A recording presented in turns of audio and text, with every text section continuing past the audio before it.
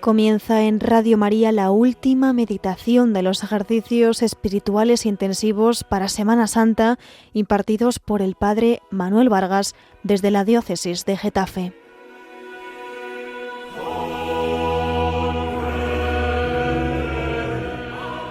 En el nombre del Padre, y del Hijo, y del Espíritu Santo. Amén. Ven, Espíritu Santo, llena los corazones de tus fieles y enciende en ellos el fuego de tu amor. Envía tu Espíritu y lo crearás todo, y renovarás la faz de la tierra. Oh Dios, que has iluminado el mundo con el don del Espíritu Santo, concédenos participar de este mismo Espíritu y gozar de sus divinos consuelos. Por Jesucristo nuestro Señor. En el nombre del Padre, y del Hijo, y del Espíritu Santo. Amén. En esta última meditación de los ejercicios espirituales intensivos que a través de Radio María ha llegado a vuestros hogares, vamos a terminar de contemplar los misterios de la resurrección de Jesucristo. Y lo haremos con algún pasaje en el que se nos muestra el Señor tras su resurrección. En particular, tomamos ahora el Evangelio de San Lucas en el capítulo 24, versículos 13 al 45, para meditar la aparición del Señor a los discípulos de Emaús. Dice el Evangelio que aquel mismo día iban dos de ellos a un pueblo llamado Emaús, que distaba 60 estadios de Jerusalén, y conversaban entre sí sobre todo lo que había pasado. Y sucedió que mientras ellos conversaban y discutían, el mismo Jesús se acercó y siguió con ellos. Pero sus ojos estaban retenidos para que no le conocieran, y él les dijo: ¿De qué discutís entre vosotros mientras vais andando? Ellos se pararon con aire entristecido. Uno de ellos, llamado Cleofás, le respondió: ¿Eres tú el único residente en Jerusalén que no sabe las cosas que estos días han pasado en ella? Él les dijo: ¿Qué cosas? Ellos le dijeron: lo de Jesús el Nazareno, que fue un profeta poderoso en obras y palabras delante de Dios y de todo el pueblo. Cómo nuestros sumos sacerdotes y magistrados le condenaron a muerte y le crucificaron. Nosotros esperábamos que sería él el que iba a librar a Israel, pero con todas estas cosas llevamos ya 3 días desde que esto pasó. El caso es que algunas mujeres de las nuestras nos han sobresaltado porque fueron de madrugada al sepulcro y al no hallar su cuerpo vinieron diciendo que hasta habían visto una aparición de ángeles que decían que él vivía. Fueron también algunos de los nuestros al sepulcro y lo hallaron tal como las mujeres habían dicho, pero a él no le vieron. Él les dijo: «¡Qué insensatos y tardos de corazón para creer todo lo que dijeron los profetas! ¿No era necesario que el Cristo padeciera eso y entrara así en su gloria?»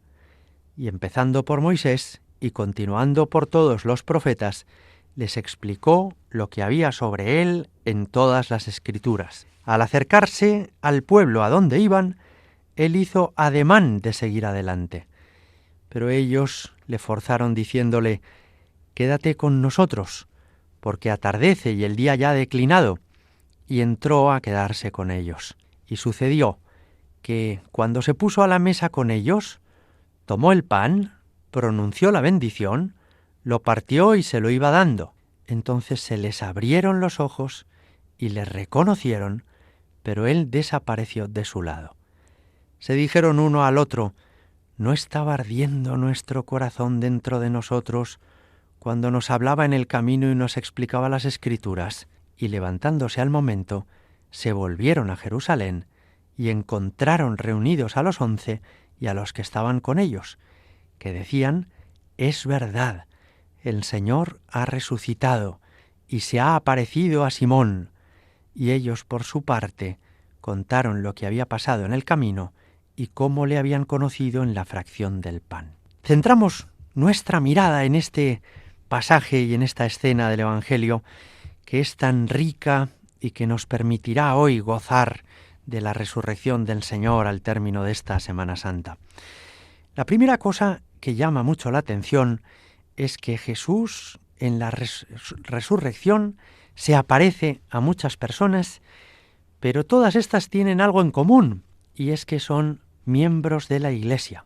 Es decir, no aparece ningún pasaje en el Evangelio en el que se nos diga que Jesús se apareciera a Pilatos o a Herodes o a los soldados romanos. No, no.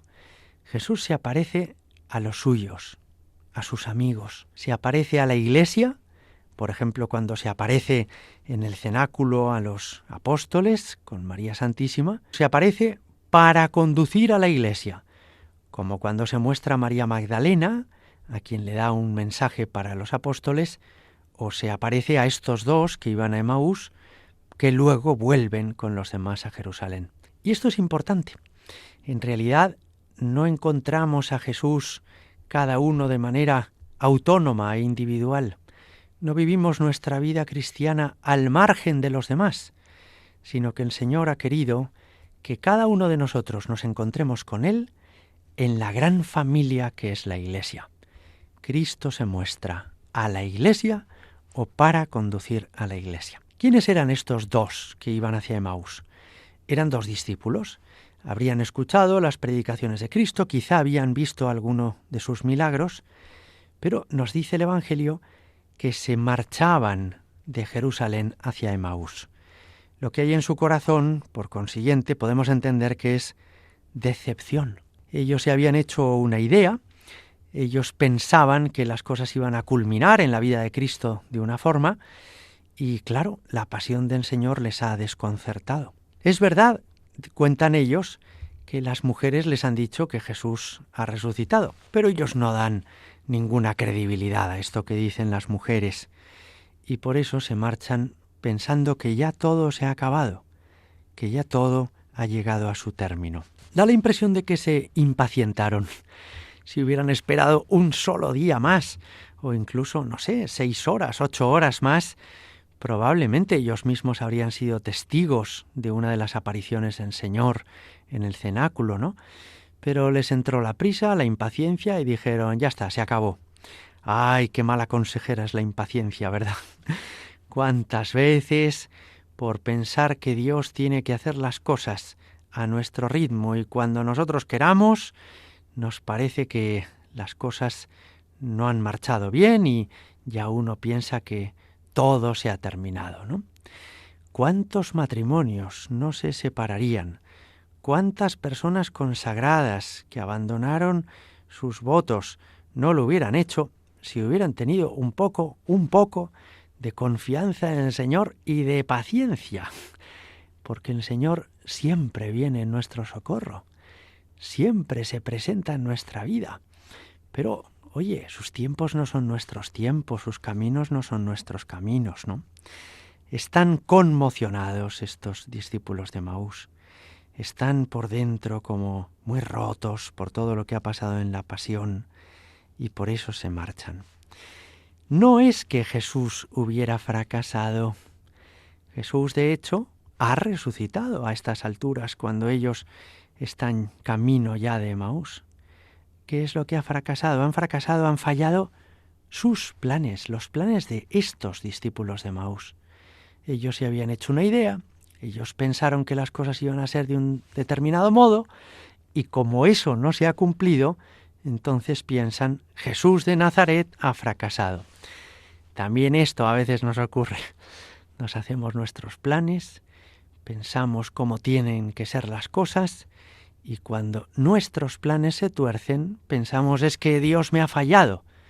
No, que no te ha fallado Dios, que es que a lo mejor tus planes no eran los mejores, ¿verdad?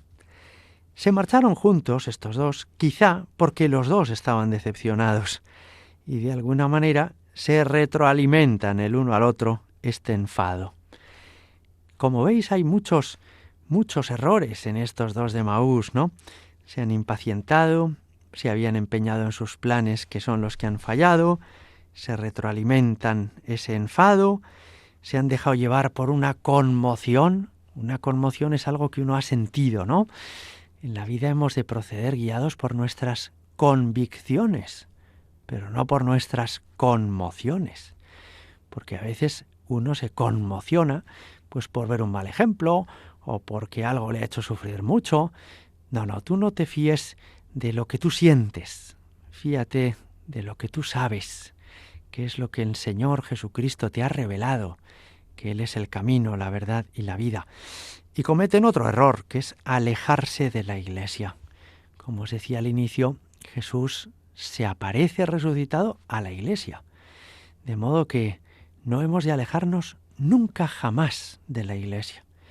Pero es que mi párroco es un tipo muy antipático. Pues como mucho cámbiate de parroquia, pero no te alejes de la Iglesia. Nunca te alejes de la Iglesia, porque la Iglesia es la familia de los hijos de Dios, es donde el Señor está presente. Y cuando Jesús se pone a su lado y camina con ellos, les pregunta de qué van discutiendo. Y ellos responden diciendo lo de Jesús de Nazaret. Nosotros creíamos, nosotros pensábamos, a nosotros nos parecía. En el fondo, si os fijáis, todo lo que dicen lo dicen en un tiempo verbal pasado. Dan a Jesucristo por amortizado. Jesús fue, Jesús era, nosotros pensábamos, nosotros creíamos. Todo eso lo están hablando en pasado. Piensan que Jesús ya no está con ellos. Piensan que Jesús ya nunca estará con ellos. Hablan de Él como si Jesús ya no fuera nunca a volver. Jesús está caminando con ellos. Esto es precioso también, porque indica la misericordia entrañable del Señor. A sus amigos nos quiere tanto que nunca nos abandona del todo. Y hasta cuando nos despistamos, hasta cuando equivocamos el camino y erramos el rumbo de nuestra vida, Él viene a nuestro lado. Él se hace nuestro compañero de camino. Así lo había dicho en Mateo 28:20. Yo estaré con vosotros todos los días hasta el fin del mundo. De modo que no es que Jesús no esté, es que ellos no se dan cuenta de que es Jesús, no lo reconocen todavía, pero Jesús está. Cuando atravesamos una cierta desolación espiritual, y eso nos sucede en la vida espiritual a todos en algunos momentos en los que no reconocemos a Jesús, no lo vemos, no lo sentimos. No hemos de pensar que Él no esté, sino que nuestros ojos no son capaces de verlo. Jesús les dice, ¿de qué discutís?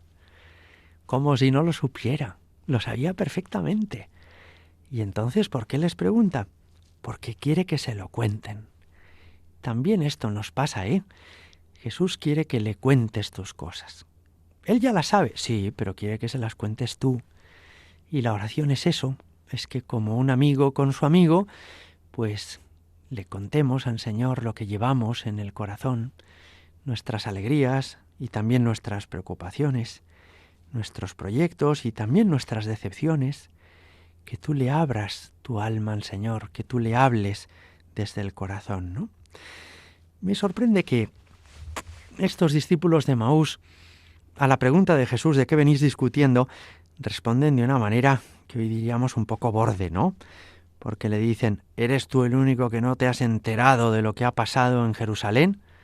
Jesús les podría haber respondido, si vosotros supierais que si no me he enterado, pero si me lo han hecho a mí, todo lo que ha pasado en Jerusalén, si el que he vivido la pasión he sido yo.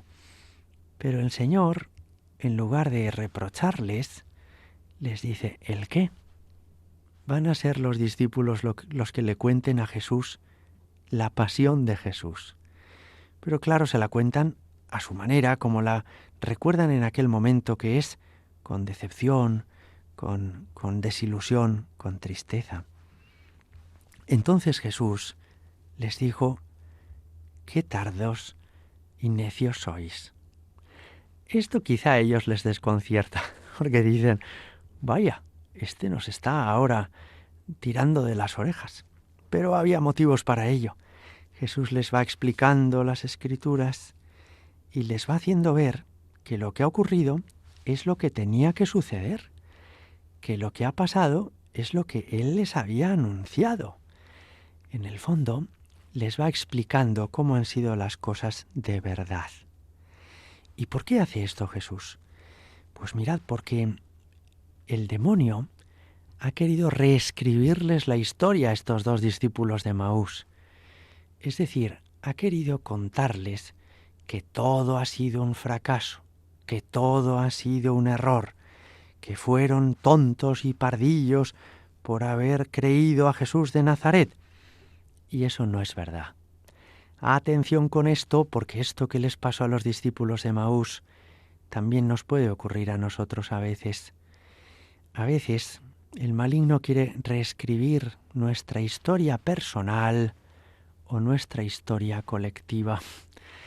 A veces quiere convencernos de que las cosas fueron como en realidad no fueron, de que en el fondo fuimos unos pardillos por haber creído a Jesús, cuando en realidad hicimos bien en creer a Jesús, o de que nuestro pasado colectivo ha sido dramático, cuando tal vez fue muy hermoso y muy glorioso. El maligno no solamente actúa con tentaciones para que caigamos en la gula o en la lujuria, sino que a veces también quiere intervenir en nuestra memoria y quiere intervenir para contarnos la película de una manera distinta a como fue.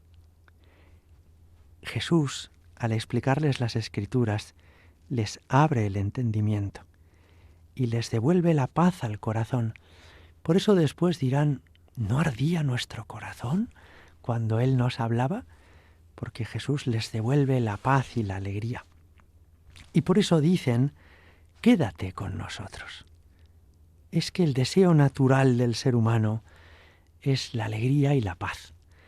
Y cuando uno descubre a Jesucristo, ya no quiere separarse de Él nunca, porque Jesús deja en el corazón paz y alegría, nos pone contentos, nos deja tranquilos, porque Jesús nos sana interiormente. Pero hace falta pedírselo. Quédate con nosotros, no te marches, Jesús. Mane nobiscum Domine. Y entonces el Señor se quedó con ellos y dice que lo reconocieron al partir el pan. En realidad es que Jesús no se va a marchar, sino que se va a quedar con ellos en la Eucaristía. Jesús les hace ver que Él en adelante estará a su lado precisamente bajo esa apariencia de pan y de vino que no es tal sino su cuerpo y su sangre. Ardía nuestro corazón. Jesús había dicho, he venido a prender fuego en el mundo, Lucas 12:49, y ojalá que estuviera ardiendo. Eso es lo que Él hace en nosotros, en nuestro interior. Hace arder nuestro corazón cuando nos explica las Escrituras, cuando nos sirve de alimento en la comunión. Y entonces se les abrieron los ojos. Lo mismo que a María Magdalena, que pensaba que era un jardinero y después descubre que es Jesús porque se le abren los ojos. Lo mismo que a Tomás, que pensaba que le estaban engañando sus compañeros porque no creía que Jesús hubiera resucitado, pero se le abren los ojos. A estos de Emaús, Jesús les abre los ojos. Hoy también podemos pedirle al Señor, Señor, abre mis ojos, que yo reconozca tu presencia, porque tú estás a mi lado, aunque yo a veces no te vea, no te note o no te sienta. Jesús, abre mis ojos, para que yo me dé cuenta de que tú estás conmigo. El Papa Benedicto XVI decía que en este encuentro de los discípulos de Emaús con Jesús, de alguna manera estaba ya como en germen, como en semilla, la misa tal como la celebramos hoy. Porque efectivamente, hoy en día, ¿cómo es una misa, una Eucaristía?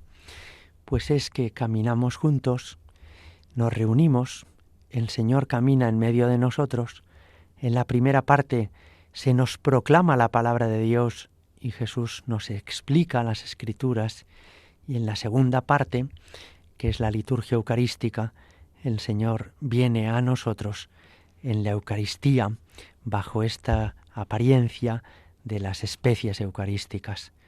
De alguna manera, Jesús en ese camino que ha hecho con los discípulos de Emaús, ha celebrado con ellos su misa, su Eucaristía, ha llegado al corazón de ellos a través de la palabra y a través de la comunión. Pues cerrando ahora nuestros ojos, imaginando esta escena, le decimos al Señor: quédate con nosotros, como lo hiciste en Emaús.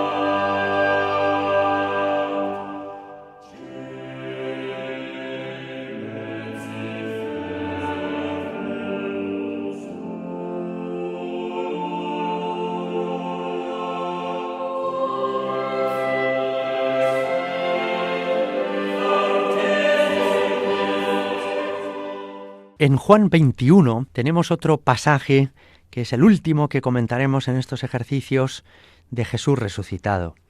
Nos dice el evangelista que estaban juntos Simón Pedro, Tomás, llamado el mellizo, Natanael, el de Caná de Galilea, los de Zebedeo y otros 2 de sus discípulos, y que Simón Pedro les dijo: me voy a pescar, y los demás le dijeron: vamos contigo. Fueron y subieron a la barca, pero aquella noche no pescaron nada. Es maravillosa esta escena. Jesús, que ha llamado a los apóstoles a ser sus amigos, ha hecho que haya entre ellos ya unos vínculos que serán definitivos. Es decir, los apóstoles permanecen unidos aún después de la muerte y resurrección de Cristo. Por eso dice que estaban juntos. Y esto tiene también importancia en el presente. Quienes somos seguidores de Jesucristo, hemos de permanecer unidos y hemos de sentir esta fraternidad que ha de haber entre nosotros, puesto que somos hijos de Dios, somos hermanos. Y por eso todos los institutos religiosos, los movimientos apostólicos, las parroquias, las hemos de ver con simpatía. Donde hay una parroquia católica, ahí está mi familia. Donde hay católicos que se reúnen en un determinado grupo, pues esos son mis hermanos, ¿no? Ningún católico ha de resultarme ajeno, aunque sea de otra raza o de otro continente o hable otro idioma. El Señor nos ha unido y nos ha unido para siempre.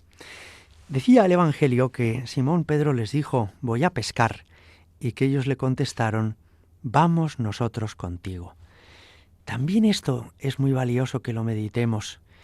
Los apóstoles, no solo Juan, que esperó a la entrada del sepulcro a que llegara Pedro para entrar, sino también los demás, entienden que ellos deben ir siempre ya con Pedro. Y si Pedro dice: me voy a pescar, ellos responden: vamos contigo.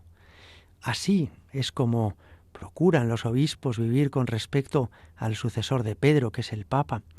Hay entre todos los obispos y el romano pontífice una unión profunda, una comunión estrecha. Vamos contigo.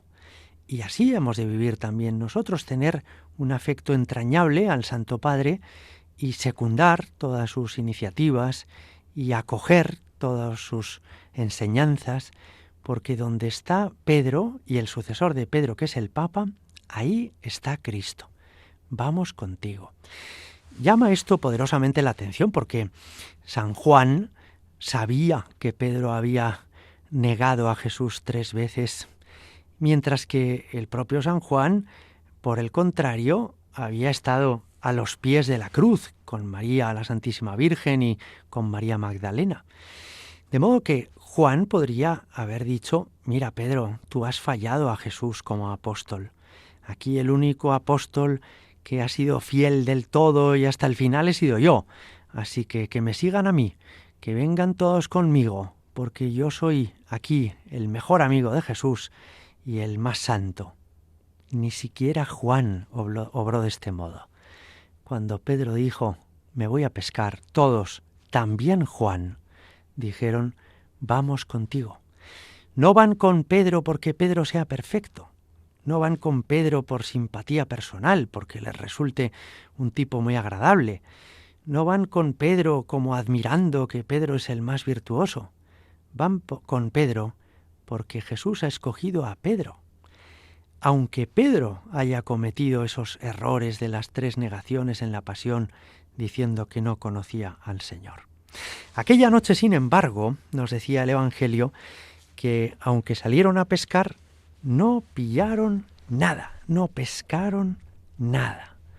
Es como si Jesús les permite experimentar su fracaso, incluso en una tarea tan conocida para ellos como era la pesca. Recordad que Santiago, Juan, Andrés, Pedro eran pescadores del lago de Tiberíades. Jesús les permite experimentar que las cosas a veces no les van bien y que cuando el Señor no está en la barca, pues todo se hace mucho más difícil, ¿verdad? Y entonces volvían al amanecer y volvían decepcionados, podríamos decir, ¿verdad? Dice que cuando ya amaneció, estaba Jesús en la orilla, pero los discípulos no sabían que era Jesús. Jesús les dijo, muchachos, ¿no tenéis pescado? Y le contestaron, no. Él les dijo entonces, echad la red a la derecha de la barca y encontraréis. La escena es preciosa. Ellos vuelven, os lo podéis imaginar, agotados de haber estado toda la noche despiertos, también con frío, después de una noche al raso en la cubierta de esa barca, y vuelven sobre todo hundidos pensando, hemos desaprovechado una noche, hemos perdido el tiempo, hemos fracasado, esto no ha funcionado. El Señor va a hacer un milagro, pero antes quiere probar su docilidad y su humildad. Les pregunta, ¿no tenéis pescado? Sabía perfectamente Jesús que no tenían pescado, pero les pregunta, como les pregunta a los de Emaús, ¿de qué venís hablando? Haciéndose un poco el sueco, ¿verdad? Jesús espera que ellos le respondan y ellos le dicen, en este caso, escuetamente, no. ¿Tenéis pescado? No. Y entonces Jesús les dice esto, echad la red a la derecha de la barca y encontraréis. Seguramente si esto lo hubiera hecho el Señor 2, 3 años antes, le habrían respondido, usted métase en sus asuntos y no nos complique la vida. Pero los apóstoles han cambiado. Los apóstoles ahora tienen una humildad interior, una docilidad que les hace acoger todo lo que les dicen y que les hace recibir las indicaciones no con orgullo, no con rabia, sino con humildad. Y entonces dice el Evangelio que echaron la red a la derecha y que no podían arrastrarla por la abundancia de peces. Es impresionante. Jesús, que les ha hecho ver la esterilidad de su tarea cuando Él no está en la barca, sin embargo ahora, después de probar su docilidad, les va a hacer este regalo milagroso de que puedan pescar abundantemente. ¿Por qué salen los pescadores a pescar por la noche? Porque muchas veces los peces, huyendo de la luz del sol, cuando llega la noche, ya pueden salir a la superficie, mientras que de día se hunden en lo profundo del lago. Así que los apóstoles habían hecho bien en intentar pescar por la noche. Y es natural que cuando volvían a la orilla, ellos pensaban que ya era demasiado tarde para pescar, que ahora ya los peces volverían a lo profundo y que ahora ya no sería tan fácil llenar la red. Por eso tiene mérito que estos apóstoles, acogiendo la invitación de Jesús, cuando les dice echad la red a la derecha, lo hicieran. Tiene mérito porque ellos, que entendían mucho de pesca, Podrían haber pensado, ese que está en la orilla, que no sabemos quién es, no tiene ni idea. Nosotros sí que sabemos cómo se hacen estas cosas. Y lo vamos a seguir haciendo siempre, todo a nuestra manera. No, no actuaron así. Con humildad dijeron, pues mira, si lo hemos intentado 20 veces y no lo hemos conseguido, ya nos da igual intentarlo una 21ª. Bueno, pues venga, vamos a intentarlo. A lo mejor esa persona que está en la orilla tiene razón. El Señor ha ido transformando el corazón de estos apóstoles. Les ha ido dando una blandura interior que antes no tenían. Les ha ido dando un corazón semejante al de Jesús. Jesús había dicho de sí mismo, aprended de mí que soy manso y humilde de corazón. Y es así como van siendo paulatinamente, progresivamente, estos apóstoles, ¿no? Entonces dice eso, que ya no podían arrastrar la red por la abundancia de peces. Y que entonces el discípulo a quien Jesús amaba, Juan se está refiriendo a sí mismo, dijo a Pedro, es el Señor. ¡Qué bonito es esto también! De manera que Juan reconoce a Jesús. ¿Y eso por qué? ¿Es que Juan tenía una agudeza visual mejor que Pedro? Yo creo que no. Lo que creo es que Juan tiene una sintonía interior aún más profunda que la de Pedro con Jesús. Juan es el que ha descansado en el corazón de Cristo en la última cena. Juan es el que vio el costado abierto de Cristo en la cruz y su corazón manando sangre y agua. Juan es el que, podríamos decir, conoce mejor a Jesús por dentro. Y por eso, cuando Jesús actúa, aunque desde lejos no vean su rostro, no sepan quién es, Juan dice, esta es la manera de actuar del Señor. Jesús muchas veces actúa así. Jesús a veces nos pone en una situación difícil, nos lleva un poco al límite, pero no porque no nos quiera, sino para probarnos, y después tiene estas delicadezas, estos regalos tan sobreabundantes de generosidad. A Juan esto le recordaría cuando en la multiplicación de los panes, viendo esa multitud de gente, Jesús les dijo a los apóstoles, medio en serio, medio en broma, dadles vosotros de comer. Ya sabía Jesús que los apóstoles no podrían hacer milagros ellos solos. Ya sabía Jesús que con 5 panes y 2 peces era imposible que comieran tantos, pero Jesús estaba probando su confianza y su docilidad. Y cuando los apóstoles dijeron, pues mira, a tantos no podemos, pero bueno, aquí hay un muchacho que tiene 5 panes y 2 peces. Bravo, eso es. Esto es lo que quería de vosotros, vuestra colaboración. Entonces Jesús hace el milagro. Pues en este pasaje igual. Jesús sabe que vienen sin peces, pero les pregunta, ¿qué tal? ¿Tenéis pescado? Y Jesús sabe que no se suele pescar al amanecer, pero les dice, echad la red a la derecha. Y cuando le hacen caso, cuando son dóciles, cuando obedecen, entonces Él hace este milagro. Y no son capaces de arrastrar la red. Está tan repleta que corre el peligro incluso de romperse, aunque no se rompió, ¿verdad?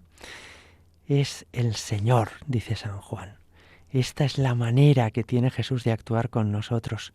Nos quiere tanto que nos prueba y que después nos da mucho más de lo que podemos soñar, de lo que podemos imaginar. San José María decía, soñad y os quedaréis cortos. Y es verdad, San Juan sabe que con Jesucristo hemos de soñar, hemos de esperar, hemos de confiar en que Él no nos ha de fallar nunca. Y cuando actuamos de este modo, con confianza y con docilidad y con obediencia, entonces ocurren cosas. Entonces Jesús interviene, entonces pasan cosas, ¿verdad? Bueno, pues Pedro dice que se puso el vestido y se lanzó al mar, y que los demás discípulos vinieron en la barca arrastrando la red con los peces, pues no distaba mucho de tierra, sino unos 200 codos. Nada más saltar a tierra, ven preparadas unas brasas y un pez sobre ellas y pan, y Jesús les dice, traed algunos de los peces que acabáis de pescar.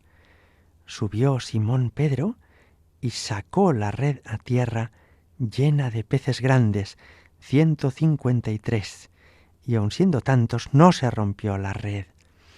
Jesús les dice: venid y comed. Ninguno de los apóstoles se atrevía a preguntarle: ¿quién eres tú?, sabiendo que era el Señor. Y viene entonces Jesús, toma el pan y se lo da, y de igual modo el pez. La escena es maravillosa. Estos apóstoles pueden de nuevo conversar con Jesús y desayunar con Jesús. Jesús está realmente vivo, no es una imaginación, no es una idea, no es un recuerdo, es una persona viva, palpitante, que está ahí con ellos, que quiere compartir con ellos ese momento de amistad. Y el Señor tiene con ellos estas delicadezas. Además de hacer que se llenara la red, es que les ha preparado el desayuno, es que les ha preparado una lumbre para calentar, asar esos peces, de modo que también se repongan del frío y del hambre que traerían después de toda aquella noche intentando pescar sin éxito. Ellos, decía el Evangelio, no se atrevieron a preguntarle porque sabían que era Él. La frase puede parecer un poco extraña, porque si sabían que era Él, ¿por qué dice que no se atrevían a preguntarle? No habría ninguna necesidad. Y si dice no se atrevían a preguntarle, ¿por qué? ¿Por qué no se atrevían? ¿Y por qué dice que sí que sabían que era Él? Yo tengo la impresión de que lo que les pasó es algo semejante a lo que nos sucede también a nosotros muchas veces en la vida espiritual. Y es que el Señor actúa de una manera que deja suficientemente claro que es Él, pero que al mismo tiempo nos gustaría estar aún más seguros, que nos lo dijera más claramente. Muchas veces nos pasa esto. Ocurren cosas en nuestra vida que decimos: ¡guau, qué bueno es Dios! Esto ha sido precioso, esto ha sido un milagrazo, esto ha sido... ¡Qué detalle, Señor, has tenido conmigo!, dice esa canción, ¿verdad? Ahora, no podría demostrarlo empíricamente. No es una evidencia científica que sea Jesús quien me ha ayudado en esta ocasión, ¿no? Es decir, lo sé, pero tampoco podría demostrarlo. Estoy seguro, pero me gustaría también que a veces el Señor me lo dijera más claramente. Si os pasan estas cosas muchas veces, no se extrañe, es lo mismo que les pasó a los apóstoles. Dice eso: ninguno se atrevía a preguntarle: ¿quién eres tú?, sabiendo que era el Señor. Es decir, lo saben, pero les gustaría saberlo todavía con más certeza, con más seguridad, ¿no? Hay una cuestión en este pasaje que subrayaba un escriturista muy valioso, y es el empleo del verbo arrastrar, que es muy curioso. En el original griego de este Evangelio de San Juan, el verbo arrastrar solamente aparece en 3 ocasiones. Y en 2 de ellas, cuando se ha traducido más tarde al latín y del latín al español, se ha suavizado la expresión porque sonaba muy cruda. Es concretamente en estos pasajes. En Juan 6:44, Jesús dijo: nadie viene a mí si mi Padre no lo arrastra. Se nos ha traducido al español diciendo: si mi Padre no lo atrae, porque sonaba un poco duro y entonces pues se ha querido como matizar ese significado, ¿no? Después en Juan 12:32 dice Jesús: cuando yo sea levantado, arrastraré a todos hacia mí. Y también se nos ha traducido como atraeré a todos hacia mí, pero en el original griego se decía arrastraré. Y finalmente en este pasaje que hemos leído, Juan 21:11, dice que Pedro arrastró la red hasta la orilla.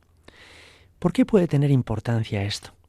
Bueno, porque son solo 3 pasajes donde se utiliza este verbo, y casualmente o providencialmente, el primero de ellos hacía referencia a Dios Padre, el segundo a Jesucristo y el tercero a Pedro, es decir, a la Iglesia. Y con esto tal vez se nos ha querido mostrar algo muy hermoso y muy importante, y es que hay una continuidad entre la labor de Cristo con el mandato que le ha hecho el Padre y con la misión que ha recibido en la actualidad la Iglesia. La Iglesia no hace otra cosa en el presente que lo que hace Cristo a través de ella. Y Cristo no hace otra cosa que lo que el Padre desea y el Padre le ha encomendado.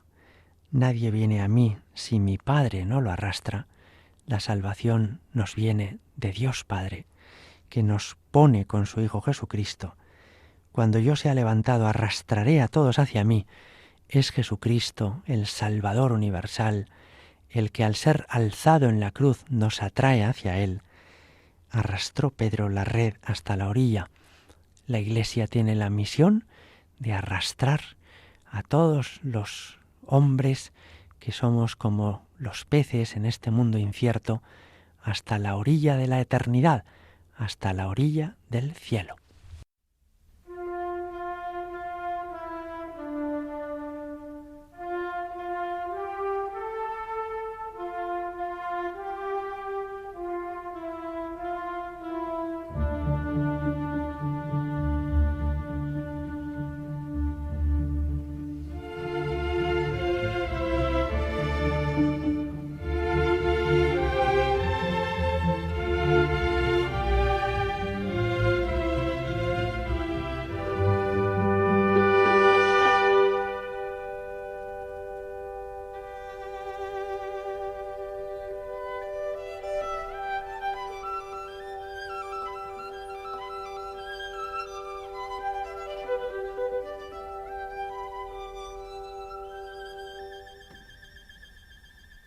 En la última parte de este capítulo 21 del Evangelio de San Juan, donde aparece la última de las apariciones de Jesús resucitado que consta en este Evangelio, se nos dice después que cuando terminaron de desayunar, Jesús tomó a Simón Pedro con él y que, dándose un paseo con él, le hizo estas 3 preguntas.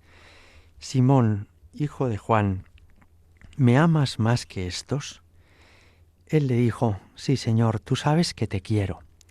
Y Jesús le respondió, apacienta mis corderos. Le volvió a decir por segunda vez, Simón, hijo de Juan, ¿me amas? Él le dice, sí, Señor, tú sabes que te quiero. Le dice Jesús, apacienta mis ovejas. Y por tercera vez le pregunta, Simón, hijo de Juan, ¿me quieres? Se entristeció Pedro de que le preguntase por tercera vez, ¿me quieres? Y le dijo, Señor, tú lo sabes todo, tú sabes que te quiero. Y le dijo Jesús, apacienta mis ovejas. En verdad te digo, cuando eras joven, tú mismo te ceñías e ibas donde querías, pero cuando llegues a viejo, extenderás tus manos y otro te ceñirá y te llevará a donde tú no quieras. Y con esto indicaba la clase de muerte con que iba a glorificar a Dios. Y dicho esto, añadió, sígueme. Es una escena magnífica en la que se nos muestra la ternura del corazón de Jesucristo. Jesús, resucitado, no ha venido, como vimos anteriormente, a reprender a nadie, sino que ha venido a consolar, a comunicar gozo y paz. Ha venido a confortar a los suyos. Y ha ido ayudando a cada uno como cada uno necesitaba ser ayudado. A María Magdalena de una forma, a los de Maús de otra, a Tomás de otra forma diferente y ahora a Simón Pedro. Pedro tiene en su alma una herida muy profunda. Pedro está muy roto interiormente y lo está porque aunque él era el más lanzado, el más apasionado, el más entusiasta, también el que se sentía más seguro de sí mismo. En una ocasión le dijo a Jesús, aunque todos te nieguen, yo nunca te negaré. Sin embargo, en la noche de la pasión había negado a Jesucristo. Y esto no solamente le dolió al Señor, sino que a Pedro le hizo daño en su propio interior. Pedro está muy dolido consigo mismo. Pedro está pensando, ¿qué calamidad soy? Quizás se preguntó alguna de esas noches, la del jueves o la del viernes o la del sábado, ¿me podrá perdonar Jesús esto que he hecho? Y a lo mejor esto le quitaba el sueño. Seguramente después decía, sí, claro, ¿cómo no me lo va a perdonar si Él es infinitamente bueno, ¿no? Le he visto perdonar a tantos, ¿cómo no me va a perdonar a mí, no? Pero seguiría el pobre, pues, dando vueltas en su cama y preguntándose, pero ¿seguirá contando conmigo? ¿O me habrá descartado ya después de lo mal que yo me he portado con Él, ¿no? Y quizá esa segunda pregunta también respondía, yo creo que seguirá contando conmigo, porque Él es tan bueno, porque Él es tan misericordioso, que hasta cuando le fallamos, que hasta cuando no respondemos a lo que tendríamos que hacer, Él no nos desecha, Él no nos descarta. Yo creo que no se olvidará de mí, Jesús. Pero quizá una tercera pregunta le asaltaba a la mente aquellas noches, ¿no? Y es que se preguntaría, pero yo, Pedro, ¿de verdad quiero a Jesús? ¿O nunca le he querido bien? Si he sido capaz de hacer esto contra Él, de negarle, de desvincularme de Él, de decir, no me mezcléis con este hombre, ¿todo lo anterior que yo hice con Él era verdad o era puro postureo mío? ¿Será que soy tan vanidoso que como Él me apreciaba tanto y me llamó la roca y la piedra, me sentía a gusto a su lado, pero en realidad no le he querido nunca y simplemente me he querido a mí mismo, que a su lado me encontraba muy a gusto? Todo esto atormenta el alma de Pedro. Todo esto le hizo correr al sepulcro mucho más despacio que Juan, porque se mezclaban en su interior sentimientos contradictorios, de amor a Jesús y de decepción de sí mismo, de deseo de volverse a encontrar con Jesús y de un cierto miedo de pensar, ¿qué va a ser de mí? ¿Cómo me mirará el Señor? ¿Qué querrá de mí en adelante? Y si realmente yo soy para Él un buen amigo o no lo he sido nunca. Las tres preguntas que le hace Jesús siguen un orden descendente. La primera es la más exigente y la última la menos comprometida. Comienza preguntándole, Simón, hijo de Juan, ¿me amas más que estos? Yo creo que el Señor le pregunta esto porque anteriormente Pedro había dicho, aunque todos te nieguen, yo nunca te negaré, que era como decir, yo te amo más que nadie. O sea, tú de estos no te fíes, fíate de mí, que soy el único que voy a serte leal, fiel y que estaré siempre a tu lado. Claro, que Jesús le pregunte, ¿sigues pensando que me quieres más que nadie? ¿Sigues pensando que tú eres el mejor, el que más me amas? ¿Me amas más que todos los demás? Que le haga esta pregunta, en el fondo, es que llama como a la puerta de su corazón para ver si sigue habiendo orgullo en el corazón de Pedro. Y Pedro no responde ya con orgullo. Responde sencillamente, sí, Señor, tú sabes que te quiero. Pedro está respondiendo con humildad. Ya no dice, yo te quiero más que nadie. No se compara con nadie. Piensa, los demás apóstoles quieren mucho a Jesús. Mi compañero Juan estuvo con él en el Calvario, cosa que yo no fui capaz de hacer. Así que yo no puedo ponerme por encima de nadie ni pensar que soy mejor que nadie, porque eso no es verdad. Yo soy un pobre hombre. Ahora, si me preguntan si quiero a Jesús, pues sí, claro que le quiero, claro que le quiero. El Señor le pregunta por segunda vez, Simón, hijo de Juan, ¿me amas? Ya esta pregunta es menos exigente que la anterior, porque no le está preguntando si le quiere más que nadie, sino simplemente si le quiere, si le ama. Y Pedro responde, sí, tú sabes que te quiero. Y ahora, por tercera vez, le vuelve a preguntar el Señor y lo hace con el menor nivel de exigencia posible. Lo hace diciéndole simplemente, ¿de verdad me quieres? Quienes estudian la Sagrada Escritura explican que son dos los verbos griegos que se utilizan en este diálogo y que uno de ellos, que es agapao, quiere decir amar, mientras que el otro, philein, quiere decir querer. De manera que se ve más claramente todavía esta graduación en la pregunta. Traduciéndolo a castellano actual, podríamos decir que la primera pregunta de Jesús es, Simón, hijo de Juan, ¿tú de verdad sigues diciendo que eres el que más me ama de todos? La segunda sería, ¿tú sigues pensando que me quieres?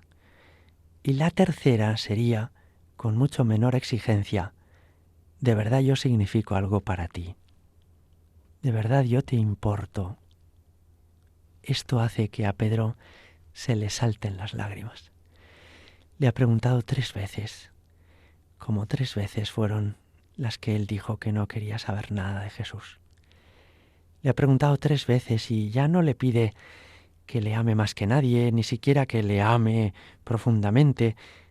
Le está preguntando simplemente si significa algo para él, si le importa en algún sentido, si le quiere algo, si se puede seguir considerando amigo suyo.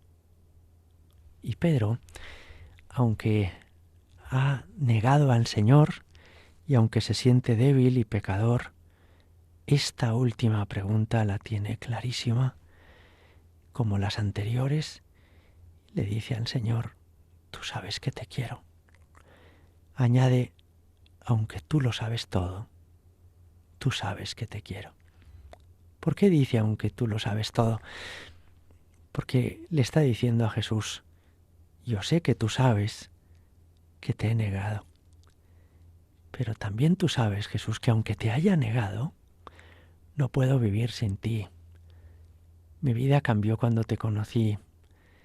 Ya no quiero vivir sin ti y no podría hacerlo.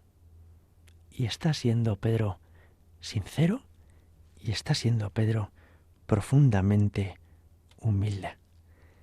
Estas preguntas, este diálogo del Señor con Pedro, son muy ilustrativos también para nosotros. Si os fijáis, el Señor no le pregunta a Pedro, Pedro, a partir de ahora, ¿cumplirás hasta las mínimas prescripciones de la ley? No, no le pregunta eso, sino que le pregunta si le quiere.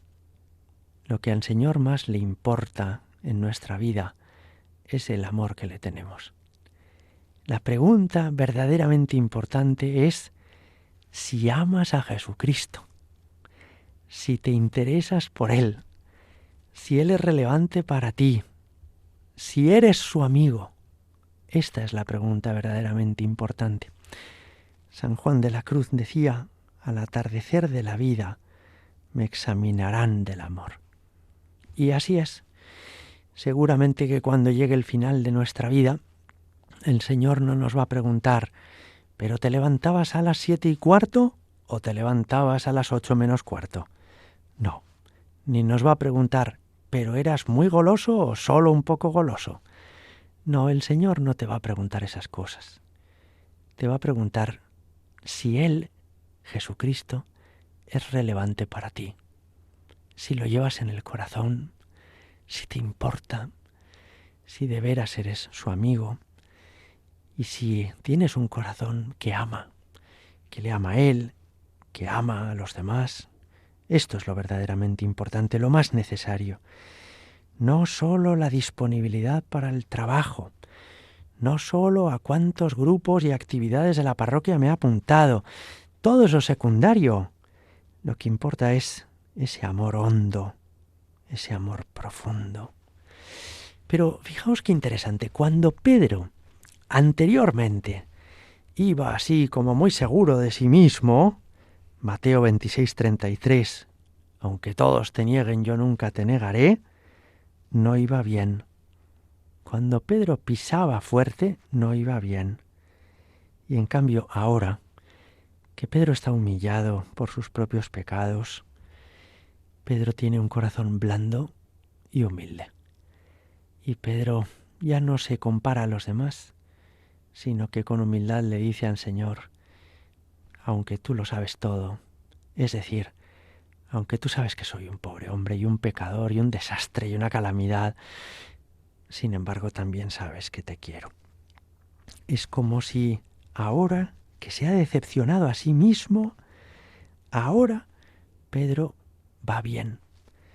Es como si ahora que Pedro sabe que es frágil, que es débil, ahora es cuando empieza a ser San Pedro, a quien veneramos en la Iglesia. De modo que a Pedro le han hecho bien sus propias caídas, podríamos decir, que en el fondo haber traicionado al Señor y haber sido perdonado por Él, Dios lo ha permitido precisamente para curarle de ese defecto tan profundo, tan arraigado que él tenía, que era el orgullo. Ahora Pedro empieza a confiar solo en el corazón de Jesucristo. Es como si Pedro le dice al Señor, si tú no me dejas, estoy seguro. Si tú me cuidas, si tú me acompañas, si tú sigues a mi lado, Jesús, yo me quedo tranquilo. Pero ya no voy a confiar en mí mismo, ni voy a pensar que yo soy capaz de esto y de aquello y de lo otro. No, yo soy un pobre hombre. Yo solamente soy capaz de hacer el bien cuando tú vienes conmigo y a mi lado. Este amor a Jesucristo es lo que sostiene la vida cristiana. Y todo lo demás se pasa. A veces hemos estado en un grupo y luego estamos en otro. A veces tenemos una tarea que se nos ha encomendado en la parroquia, pero luego tenemos otra. A veces recibimos afecto y agradecimiento de la gente y otras veces no lo recibimos. En el fondo, ¿qué es lo que nos sostiene en la vida interior? Saber que el amor de Jesucristo es ilimitado e incondicional. Que el Señor nos quiere siempre, que estará dispuesto a perdonárnoslo todo siempre, y que aunque metamos la pata, que aunque incluso otros a nuestro lado se den la vuelta y ya no quieran seguir a Jesús, que aunque tú y yo podamos fracasar, no nos faltará nunca la compasión, la misericordia, la amistad leal de nuestro Señor Jesucristo. Pues con esta meditación completamos estos ejercicios espirituales de Semana Santa y agradecemos a Radio María que nos haya permitido vivir la Semana Santa con intensidad espiritual, meditando estos misterios de la vida de Cristo al estilo de San Ignacio de Loyola. Feliz Pascua de Resurrección a todos. Gloria al Padre y al Hijo y al Espíritu Santo, como era en el principio, ahora y siempre y por los siglos de los siglos. Amén.